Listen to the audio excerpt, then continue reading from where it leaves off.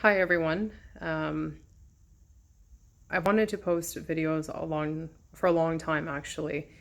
Um, my brother passed away 5 months ago from HIV and cancer, and I wanted to get his story out there as his one wish was to try and help people that have HIV. And I know it's very difficult for families to go through it and watch their family member go through it as well. And some people are alone in this situation, and that's even harder for them. So I wanted to show you a picture. This is my brother who passed away at the age of 38. He went through a 5-year battle of HIV and cancer. It was a lot of emotional toll on him and our family and his friends. My brother ended up passing away due to the fact that the HIV and cancer had pretty much taken his life. Statistics of someone who receives HIV and does not receive the help that they need is usually death. And unfortunately, as harsh as that word is, it's the truth. When I first found out my brother had HIV, I had a billion emotions running through me. One specifically was anger, and how could he do this? And I am sure for my brother, it was even harder for him to come to his family and say he had contacted this. I call HIV the silent killer. A killer that sometimes you don't even know you have until you are already so sick that you cannot control it. HIV is an immune system disorder. It basically fights against all your healthy bacteria and your healthy cells in your body and sends all the bad bacteria through your body to the point where the body is ready to shut down because it cannot function anymore with the disease multiplying with inside. This is a hard topic for me to speak about, but the one thing I wanted to do for him, because he couldn't do it, was speak about his story. And he really wanted to help people with HIV and families because he knew what our family went through. I can tell you when we all found out, we were all destroyed. It was probably one of the worst news that we had heard.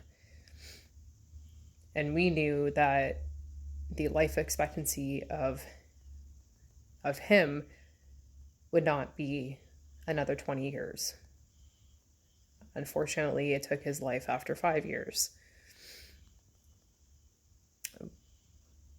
By the time we had found out anything, his body had been sick for a long time. The disease had taken over him. He became quiet. He became silent. He didn't want to spend time away from family. He was trying to be around all of us as much as he could. He tried to do his friends' weddings, do their hair for their weddings, and he just couldn't do all of it. He was exhausted. And this is when we knew, between all of us, that something was wrong with him and he wasn't telling us. And as a sister, you'd think that your brother would never keep a secret from you. But in fact, it can happen. Unfortunately, he was embarrassed to even say a word to any of us. And it got to the point where we were so concerned that my sister-in-law and my brother took him into an emerge up north, and the disease had gotten to the point where he had skin cancer all over his leg. So the doctors basically said, not knowing what was going on, that they were going to cut off his leg because it had gone black, and it was so badly infected that they didn't think he could survive with it. My sister-in-law automatically put a stop to that, called my parents and told them what was going on, and to take him back to Toronto to his doctor and for him to be checked out there. So that's what they did. My parents drove to Timmins, picked up my brother, and took him to Toronto. That day, they did a billion test and found out that he had, in fact, full-blown AIDS and cancer at the same time. So the doctors had started him on antiretroviral medications, which is supposed to help control your either HIV, and they started him on other meds to help with the cancer. My parents stayed with him for, I think it was about a little bit of a week, got him all set up, made sure he had his meds, made sure he had food, his clothes were clean, we disinfected the whole apartment, made sure it was a full clean environment for him so that we could try and help him through this horrible time that he was going through. At some point, my parents had to go back home as my mom had to work. And the antiretrovirals were making him a bit confused because his body was fighting so much that the viral medication was messing around with his brain and not making any sense. And the HIV was also spreading as well. So 2 weeks after, I had gotten a phone call from his roommate, and he was freaking out because my brother wasn't sounding right. He sounded confused, and there was something else wrong. And he was out on the balcony. He was worried about him falling off the balcony. And I talked to his roommate's mom as well, because she was there, and she was very concerned about him, knowing that this was not the same person that he had been living with for the last couple years. So I called my brother and told him to please go into Emerge, and I will leave work as soon as possible, and I will get down there and sit with you. So that's his roommate and his mom took him to Emerge. I met them up there in Toronto and waited all night. He had a billion more tests done, MRI, CTs, ultrasounds, everything possible. Only to find out that the HIV was getting worse and that he needed to be with someone at all times, and someone meant either my parents or them moving him home and him having home care go in. So at that point, we all had made a big decision with him, and that was to help him pack up everything and move him home to my mom and dad's so that they could help take care of him.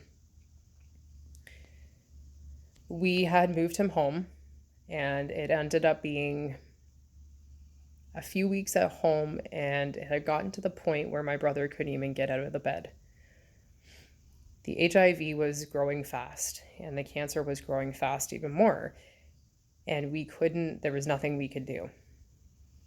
We tried everything, and doctors had tried everything, and they had said to us at the beginning that either the antiretrovirals were going to help him, or it could turn my worse. And we did prepare for the worst factor, and that's what happened. We ended up having to my parents ended up having to call an ambulance to take him into the hospital. And they admitted him there because There was no way that my parents could take care of him anymore. And he needed more help than what we could provide at home. My brother had struggled with this factor, knowing that his life was about to change. The tears, the feeling like he had let people down was the worst for him.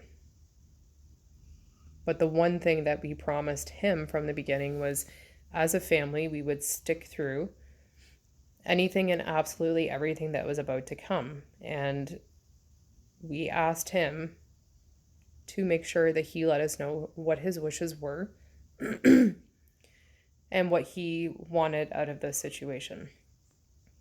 So he had informed us that he wanted to fight, no matter how hard it was, no matter what he had to go through, that he was not willing to lose his life.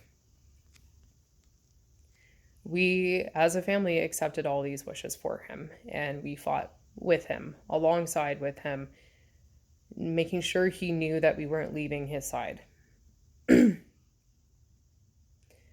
At this point, my brother had fallen so ill that he ended up having to go on oxygen.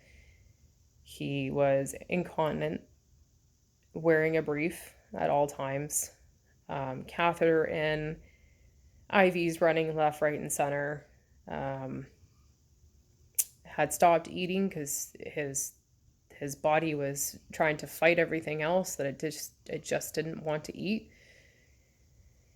And he had just become to the point where he was barely awake, and Englehart Hospital no longer could deal with him and had to transfer him off to Kirkland Lake Hospital, which is up north. When this had happened, me and my family, my husband and my family, we headed home to go be with my brother and my mom and dad, because the doctors weren't sure if he was actually going to make it or not. When we got there, I already thought at that point that, hey, we're going to lose you. It was soon after that the anger from everything that was going on went away. That I wanted to spend every minute possible I could with him, not knowing how much longer it was going to be or how much longer we were going to have with him. At this point, later on that night, doctors in Kirkland Lake had decided this case is too severe for them to deal with, and they don't have the proper equipment, the proper education to deal with the HIV. So they had decided to airlift him off to St. Mike's in Toronto. This was a big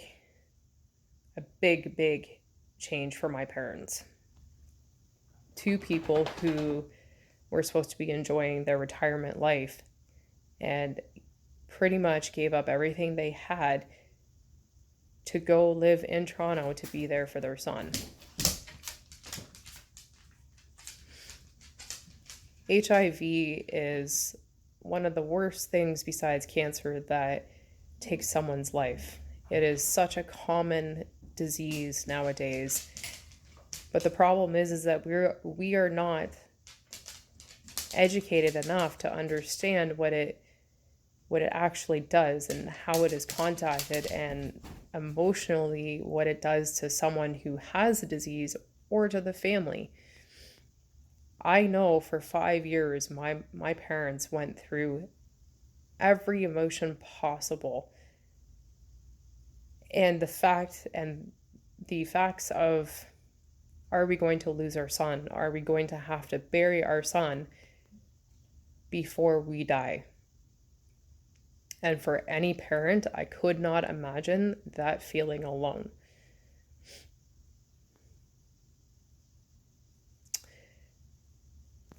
Five years of a battle that someone who I don't even know how he made it through. And the only thing I can think of is how the doctors never once gave up on him, nor his family giving up on him, and that was a major, major role in his life.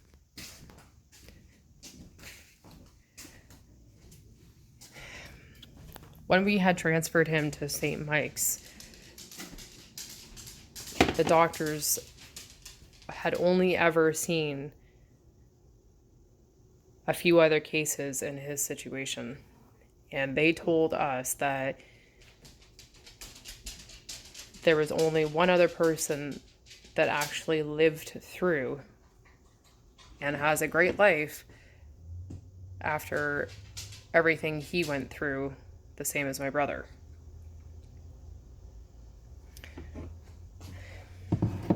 It had gotten to the point where the doctors basically went day by day with his situation because they didn't know whether to tell us he was going to make it or if he wasn't going to make it.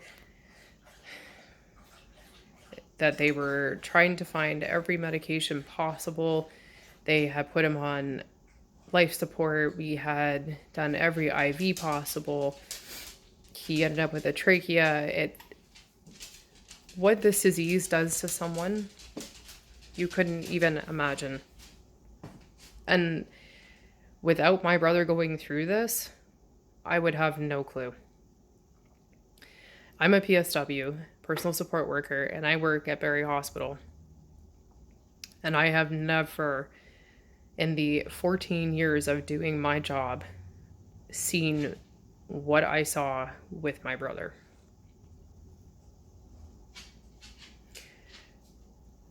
Someone who had the biggest heart, the best life, lived his life freely, and would do anything for anybody else, had everything taken away from him because of one decision. And that one decision was not to receive the help when he actually needed it. I'm not sitting here and blaming him. Not once. Because I couldn't imagine how he felt when he found out he had it.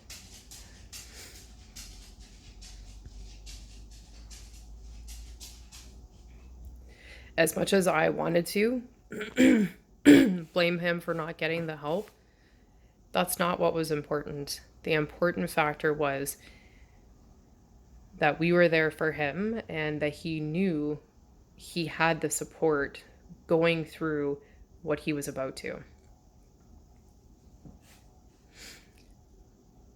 I, being one of those family members, can now understand what a family has gone through when it comes to these kind of things. How much it emotionally takes from you, but the change in heart that it does for you, the way you think about life now, the way that you appreciate life. And there's times where even now I still have a hard time appreciating what I have because I felt like I lost that one person who could be there for me. But it wasn't just him. I had everybody there for me. He had everybody there for me, and my parents had everybody there for me. Everybody there for them.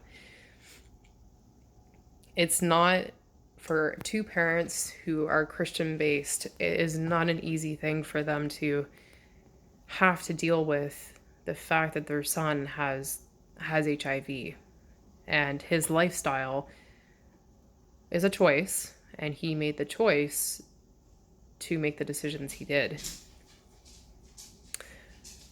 But that wasn't going to stop any of us from being there for them. And I know that people who have found out feel like they're alone, that they don't have anybody. You do. If you're just honest with your family, they will be there for you. It takes them a while, but they will be there for you. There's support groups, there's telephone, you can call on there to talk to them. There's the AIDS Society. We had social workers, everything possible helping our family because it was so much to take in. It was so much to see that none of us knew how we were going to get through it all.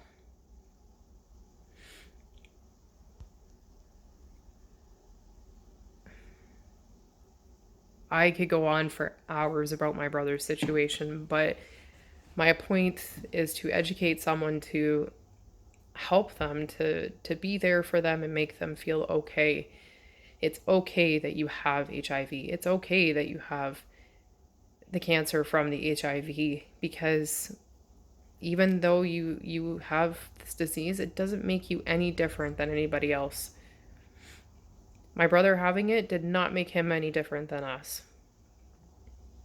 It didn't change anything. It didn't change how I felt or how he felt or how my parents felt, how my brother felt. It did not change anything for us. And lo and behold, my parents felt that they were very much alone in the situation, but didn't realize how much our whole family would actually be there for them. And the St. Mike's team, they worked together with every hospital possible to try and keep my brother alive. And he did. He fought and he fought and he fought until about 5 months ago, when his body finally let go and said, I've had enough. He was to the point where he couldn't take much more. He had bed sores.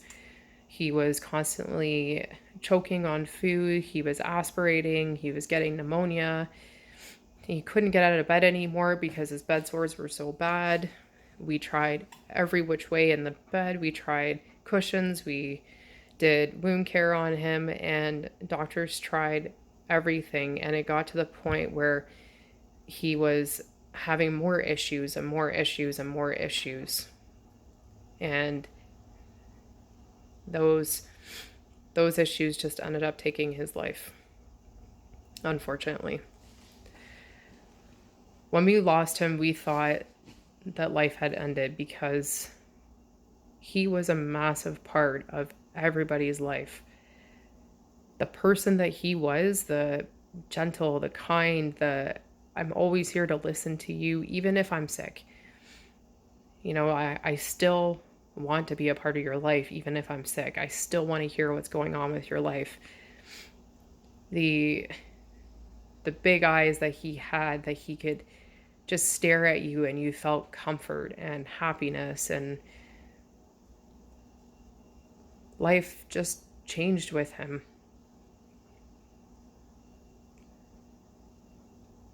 I couldn't be more thankful for the person that he was, and the 5 years that I had with him, as hard as it was, I cannot be more thankful for that.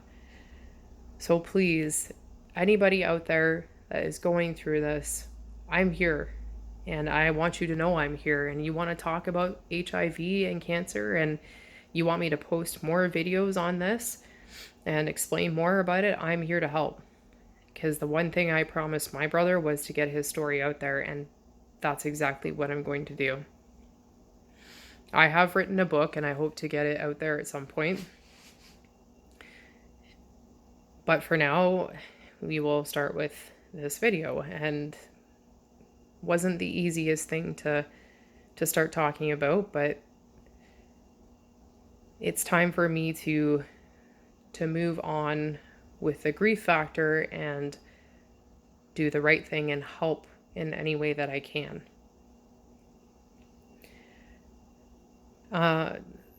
Drop me a line, a message, anything, and I am here to help and support and explain more if you want to know more. Until next time.